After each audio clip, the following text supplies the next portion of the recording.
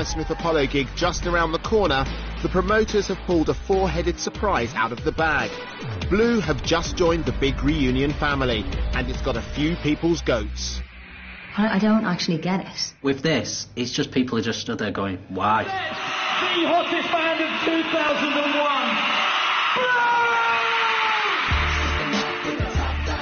Back in 2001, Blue were riding the crest of a pop wave after the success of their first album. It was absolutely crazy. It was like performing and doing videos. It was crazy. It was absolutely... I didn't know what day of the week it is most of the time. It's like, oh my God, I'm surrounded by page 3 girls.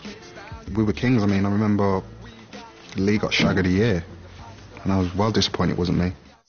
I just thought, well, it's not going to last forever, so if I can just be as nuts as possible and just enjoy myself.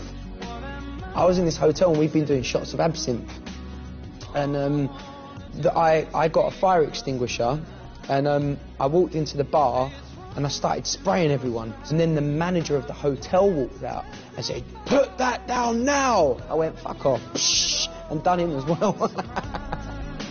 Oh, it was so embarrassing. It was so embarrassing. I think he sprayed Alan Shearer. He was like, "You know who that is?" He was like, "I don't care."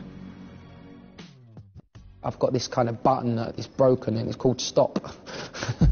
But just when Blue were about to make millions of dollars from breaking America, the band's loose cannon and resonant philosopher Lee threw the whole thing into chaos. We just had our first #1 with Too Close, and we went to shoot the video in New York.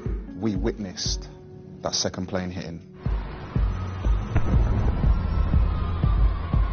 When we came back to the UK, every single person wanted to talk about September the 11th. Tell us about 9/11. That was a fucking nightmare. And what was it like? How was 9/11? Where did you see it? How did you see it? After 3 or 4 months of being talked about it, Lee just said, "You know what?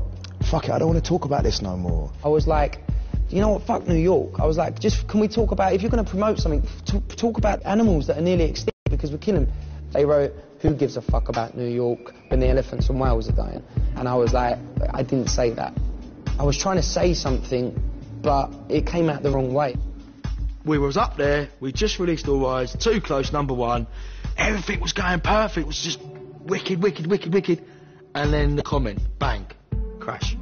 And I genuinely, deep down, thought that was the end of Blue. Blue's career in America was over. A media backlash called for Lee to be sacked, but they rode the storm and came back with a smash hit, One Love.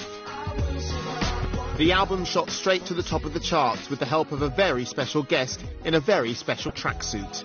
The One Love album was being put together, and Hugh Goldsmith was like, "We need a cover." Lee came up with the idea, what about doing an Elton John song? We were like, oh, shut up, don't be so stupid. A, he's probably never going to let us, probably don't know who we are. B, he ain't going to give us a song. And C, as if he's ever going to duet with us. So Elton agreed to play piano. Then in the studio, while he was playing the piano, he then turned around and said, "Do you mind if I sing?" It was like, oh my God.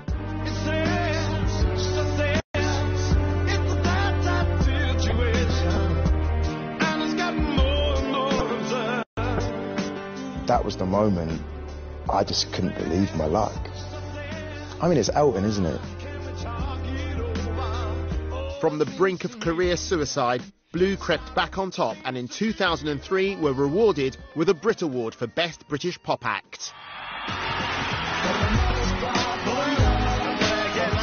To get a Brit Award is like, that's the icing on the cake. Oh, it was the best feeling in the world. Best feeling in the world. All that hard work has paid off.